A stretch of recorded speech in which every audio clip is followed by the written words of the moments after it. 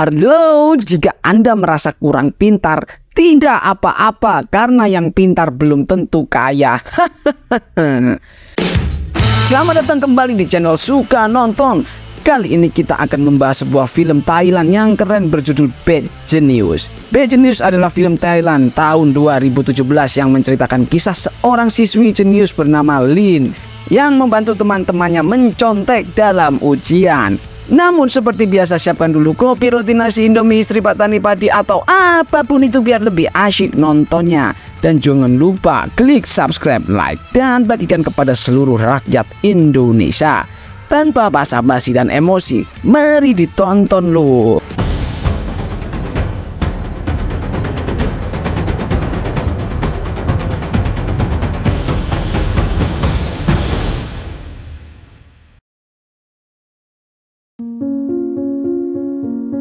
Cerita diawali dengan Lin, seorang gadis suci pintar di atas rata-rata yang didaftarkan ayahnya di sekolah elit unggulan yang mahal di kota itu.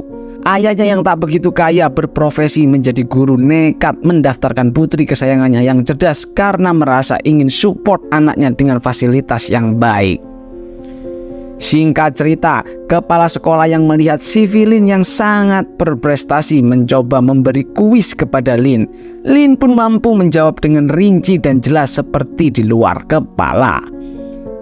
Tanpa basa-basi, kepala sekolah yang sangat senang dan membutuhkan siswa yang cerdas seperti Lin langsung menerimanya dengan menunjukkan biaya masuk sebesar 66 juta per tahun.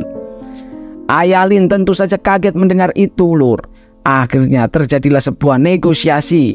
Lin yang paham bahwa ia cerdas dan dibutuhkan oleh sekolah tiba-tiba mengatakan bahwa sebenarnya ia tidak ingin sekolah di sini karena pasti menyulitkan keluarga, terutama ayahnya. Hal ini sontak membuat ayah dan kepala sekolah kaget.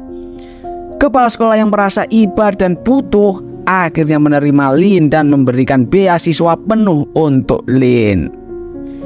Beberapa waktu pun berlalu, Lin memiliki seorang sahabat, sebut saja Lulu, yang sedang gugup dan curhat karena kesulitan dengan pelajaran yang sangat menyebalkan, yaitu matematika, di mana beberapa hari lagi akan dilaksanakan ujian semester mata pelajaran itu. Lin menawarkan diri untuk belajar bersama dan memecahkan soal-soal yang dianggap Lulu susah. Dengan imbalan, Lin minta ditraktir kerupuk bumbu kantin. Akhirnya mereka pun belajar bersama. Singkat cerita, ujian pun dimulai. Lin sangat kaget, ternyata hampir semua soal berbeda dengan soal-soal yang dipelajari bersama Lulu kemarin. Karena Lin merasa kasihan dengan Lulu, ia nekat mengorbankan dirinya untuk memberi contekan yang ditulis di penghapusnya dan ditaruhnya di sepatu untuk mengelabui pengawas. Karena Lulu yang panik dan memang tidak terlalu pintar, membuat kecerobohan saat mengembalikan sepatu Lin. Untung saja Lin bisa mengatasi itu dengan melakukan acting dan improvisasi. Masalah selesai, Lulu pun bahagia.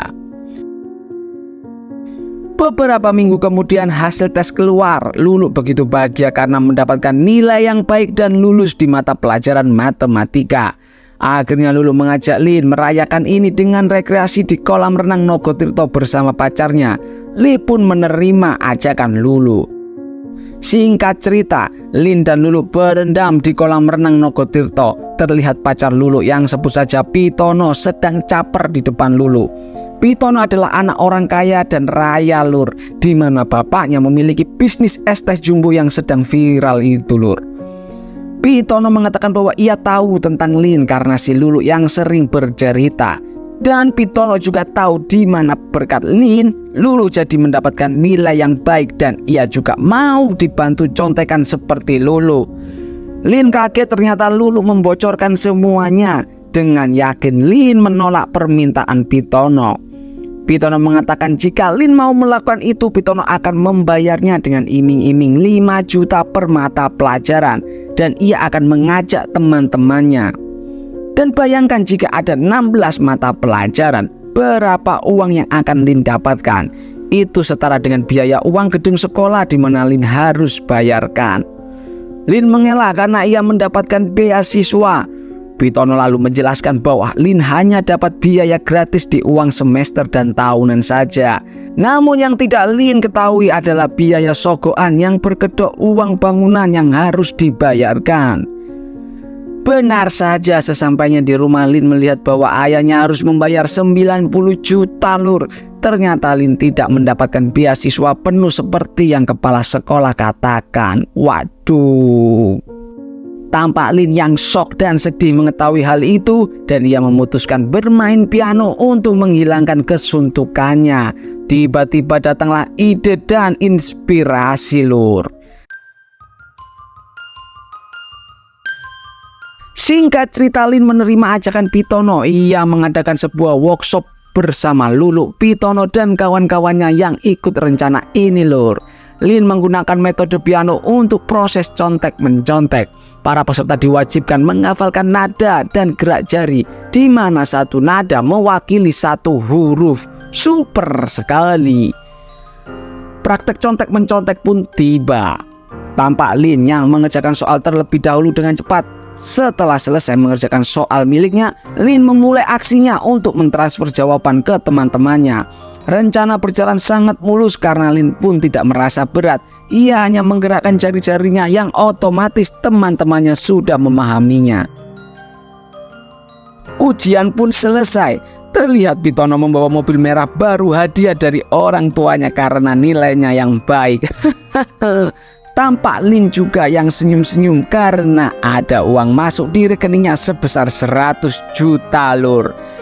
Tidak lupa ayahnya yang dibelikan kemeja mahal oleh Lin agar ayahnya terlihat keren. Singkat cerita, ternyata ada anak pintar lainnya lur di sekolah itu. Sebut saja namanya Bambang. Bambang siswa berprestasi yang nilainya sedikit di bawah Lin. Bambang adalah anak baik-baik lur. Kegiatannya yang rutin sekolah dan ketika pulang membantu ibunya laundry. Berbakti banget lah ini lur. Namun seperti di sekolah-sekolah kalian, karakter anak pintar yang menjengkelkan melekat pada diri Bambang karena enggan menularkan kepintarannya, apalagi sharing jawaban ke temannya lur. Saat ini Lin dan Bambang mewakili sekolah untuk mengikuti cerdas cermat di tingkat kabupaten. Beda dengan kawan-kawannya yang lain, Lin justru terlihat perhatian sekali kepada Bambang. Karena Lin ini agak-agak tertarik dengan Bambang lur. Mungkin karena sefrekuensi ya lur. Singkat cerita, mereka pun berhasil memenangkan cerdas cermat itu lur. Lalu mereka dipanggil oleh kepala sekolah karena ada informasi penting. Kepala sekolah menyampaikan bahwa ada beasiswa universitas elit di Singapura. Namun sayangnya beasiswa ini hanya untuk satu siswa saja. Artinya mereka harus bersaing secara sehat untuk mendapatkan beasiswa itu lur. Di lain hari terlihat bisnis contekan Lin yang terus bertambah peminatnya, yang artinya semakin banyak temannya yang menggunakan jasa Lin, semakin bertambah pula penghasilannya. Singkat cerita, ujian pun dimulai. Terlihat semua teman-teman Lin tampak ceria karena percaya diri akan menyelesaikan soal dengan mudah dan mendapatkan nilai baik. Guru pun memulai membagikan soal ujian.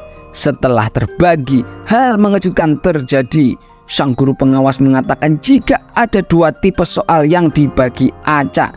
Tentu saja hal ini membuat Lin dan teman-temannya panik lur. Namun ternyata Lin langsung memikirkan cara untuk menyelesaikan masalah ini lur. Lin mengerjakan soal secepat mungkin yang ada di mejanya, yang kebetulan dia mendapatkan soal tipe 1. Setelah selesai, ia segera memberitahu jawaban ke rekannya yang kebagian soal tipe 1 juga. Setelah itu, Lin menyuruh teman-temannya mengumpulkan dan keluar semua. Lalu Lin secepat mungkin menukarkan soal dan jawaban miliknya ke teman sebelahnya yang mendapatkan soal tipe 2. Artinya kini Lin mengerjakan soal tipe 2 dari awal dan berpura-pura itu adalah miliknya. Walaupun waktunya sangat mepet, Lin berhasil menyelesaikan soal tipe 2 dan di detik-detik terakhir pun Lin berhasil mentransfer jawaban ke rekan-rekannya. Super sekali. Adakah yang tahu kebiasaan Lin makan apa sampai secerdas ini lur? Sebelum makan, mari klik tombol subscribe, like, dan komennya ya lur. Singkat cerita, ternyata Lin dan teman-temannya diketahui oleh Bambang lur. Bambang yang tidak suka dengan hal-hal seperti itu, ditambah ini kesempatan dia untuk mendapatkan beasiswa di Singapura. Ia melaporkan Lin dan kawan-kawan ke kepala sekolah lur. Lin yang terbukti karena kertas hitungan Lin mengerjakan 2 tipe soal sekaligus membuat Lin tidak bisa mengelak. Akhirnya bisnis Lin pun terbongkar. Waduh. Besoknya kepala sekolah memanggil orang tua Lin dan menjelaskan semua kepada ayahnya. Bahkan juga memarahi ayahnya yang tidak bisa mendidik Lin dengan baik. Kepala sekolah juga mengatakan bahwa Lin tidak tahu diri mendapatkan sekolah gratis, namun malah berbuat tindakan yang tercela dengan meminta upah kepada teman-temannya. Lin yang mendengar itu bukannya merasa bersalah, ia malah melawan kepala sekolahnya lur. Lin mengatakan bahwa kepala sekolah juga melakukan hal yang sama dengan dirinya, di mana kepala sekolah tetap meminta ayahnya bayar biaya sogokan. Di sini ayah Lin tampak marah dengan Lin. Beraninya Lin ini lur. Kepala sekolah yang semakin naik pitam akhirnya mengatakan bahwa kesempatan Lin untuk mendapatkan beasiswa Singapura dicabut. Artinya Bambanglah yang berhak mendapatkan beasiswa itu. Sukses nih misi Bambang. Waktu pun berlalu, 1 tahun kemudian, tampak Lulu sahabat Lin mengajak Lin jajan kerupuk bumbu kesukaan Lin. Ternyata Lulu ada maksud tersembunyi guys. Ia mengajak melakukan hal yang serupa seperti tahun lalu, namun dengan skala yang lebih besar, di mana orang tua Pitono pacar Lulu mengucapkan terima kasih kepada Lulu. Berkat pacaran dengan Lulu, Pitono jadi anak yang rajin. The boss ini lur. Dan orang tua Pitono berniat menyuruh Lulu menemani Pitono di universitas di Boston dengan biaya yang sudah ditanggung. Lin yang merasa dimanfaatkan dan tidak minat mengatakan untuk masuk universitas di Boston harus melalui tes serentak yang bernama STIC. Tes ini dilakukan di waktu yang sama seluruh dunia, jadi mustahil Lin bisa membantu. Lulu yang kekeh ingin dibantu mengatakan jika Lin mau membantu, Pitono siap membayar 300 juta lur. Lin yang mendengarkan itu nggak jadi mengangkat pinggulnya lur, namun tak merespon apa-apa dan tidak terlihat senang. Kebetulan ia melihat seorang turis yang sedang video call dengan anaknya. Lin sadar ada perbedaan waktu di setiap benua dan inspirasi pun datang lur. Seketika Lin berubah pikiran untuk menolak dan akan memanfaatkan perbedaan waktu ini untuk membantu Pitono dan Lulu lur. Esoknya workshop dimulai. Lin menjelaskan bahwa waktu ujian STIC akan dilakukan pada jam yang sama di seluruh dunia, di mana Australia yang memiliki waktu 4 jam lebih dulu dari Thailand. Lin berencana akan berangkat ke Australia dan akan membagikan jawaban sebelum ujian di Thailand dimulai. Namun dengan syarat Pitono harus mengajak banyak orang agar Lin memiliki keuntungan yang berlipat, sehingga Lin juga bisa kuliah di luar negeri tanpa bantuan siapapun. Lin menjelaskan karena tes STIC jelas tidak bisa membawa ponsel, dia mampu menghafalkan jawaban dari ratusan soal, namun karena waktunya tidak banyak, ia hanya mampu menghafalkan setengah dan ia butuh bantuan 1 orang lagi. Lin mencoba menghampiri cintanya si Bambang karena hanya dia yang bisa diharapkan lur dalam misi ini. Oh iya, Bambang ini ternyata juga nggak jadi dapat beasiswa lur, karena dia ditonjokin sama orang nggak dikenal, sehingga waktu tes tiba dia nggak hadir karena harus di rumah sakit lur. Kualat si Bambang. Singkat cerita, Lin bertemu Bambang dan menjelaskan misi serta mengajak si Bambang bergabung. Jelas dong Bambang menolaknya lur. Namun Lin ini jenius lur. Ia mengatakan kepada Bambang, curang atau tidak curang, nyatanya kehidupan ini mencurangi kita. Kita terlahir miskin, beda dengan Pitono dan lainnya. Kita harus melakukan hal yang besar. Setelah berbicara itu, Lin pergi lur, sambil meninggalkan alamat gudang Pitono jikalau Bambang berubah pikiran. Di lain tempat, terlihat Pitono mampu mengajak member yang sangat banyak dan menjelaskan aturan mainnya. Keren juga ini Pitono. Tampak Lin akan melakukan simulasi ujian STIC dan menghafal jawaban di gudang milik orang tua Pitono. Tiba-tiba terlihat langkah seorang pria, yaitu Bambang datang ke lokasi lur. Ini berarti Bambang mau bergabung. Singkat cerita, terjadi kesepakatan jika upah dibagi 2 dengan Lin. Simulasi pun dimulai. Karena kecerdasan 2 anak ini tidak diragukan, mereka melakukan simulasi dengan lancar.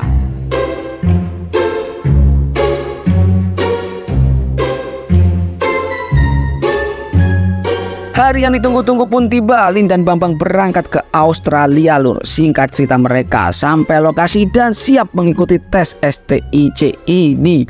Sebelum masuk ruangan, Lin dan Bambang menyimpan ponsel mereka di bawah tangki flash untuk mengirim jawaban di setiap sesinya. Oh iya, ujian ini ada 3 sesi lur. Setiap sesi ada istirahatnya.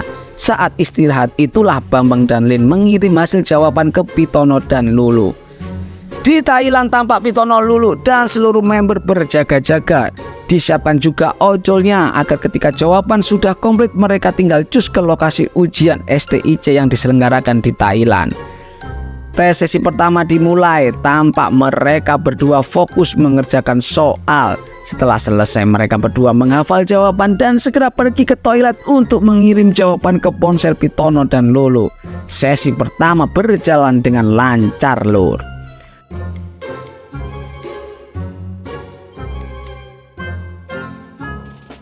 Berikutnya tes sesi kedua. Tidak ada bedanya seperti sesi pertama lur. Namun kali ini gerak-gerik mereka ke toilet yang selalu bersamaan diperhatikan melalui CCTV. Hal ini membuat curiga pengawas dan pengawas pun menghampiri mereka.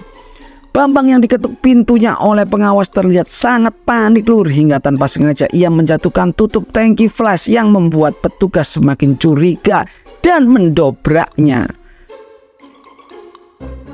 Beda hal dengan Lin yang tampak tenang ketika didatangi oleh pengawas.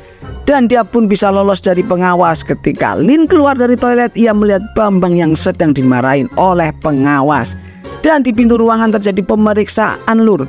Dengan tenangnya Lin menuju tempat minum dulu dan dengan cepat ia menyembunyikan HP-nya di dispenser. Wah, cerdik sekali. Tes sesi ketiga dimulai. Ada aturan baru di mana peserta dilarang ke toilet sampai waktu benar-benar habis lur. Dan di sini Lin bekerja sendiri lur. Artinya ia harus menghafalkan semua jawaban itu sendiri. Untungnya Lin teringat dengan metode menghafalnya menggunakan piano lur. Dia pun mensimulasikan permainan piano sehingga menggabungkan jawaban-jawaban menjadi sebuah nada piano. Kalau kalian tetap susah pakai cara ini lur. Setelah hafal, Lin berakting masuk angin lur. Ia memasukkan pensil pada mulutnya agar bisa muntah. Hal ini membuat pengawas mau nggak mau mengizinkan Lin untuk keluar. Ternyata ada pengawas yang tetap curiga dengan Lin. Sehingga Lin fokusnya dibagi 2, berusaha mengingat jawaban dan menghindari pengawas. Kejar-kejaran sambil mengingat jawaban pun terjadi lur. Dan tak terasa Lin sudah tiba aja di stasiun. Karena panik HP-nya sempat terjatuh dan error. Untungnya semesta berpihak kepada Lin. Lin pun berhasil mengirim jawaban ke ponsel Pitono. Lin yang terlambat masuk kereta akhirnya tertangkap oleh pengawas dan pura-pura masuk angin lagi lur. Lin pun berhasil membuang barang bukti yaitu HP-nya ke tas milik orang yang gak dikenal. Singkat cerita, sesampai di tempat ujian, Lin dinyatakan tidak terbukti bersalah lur. Namun si Bambang terbukti bersalah membawa kamus lur. Ternyata Bambang pun berhasil menghapus bukti lur. Wah, nggak nyangka aku. Lin sampai di Thailand dan disambut bahagia oleh Pitono dan Lulu di bandara. Di sini Lin geger geden alias marah besar lur.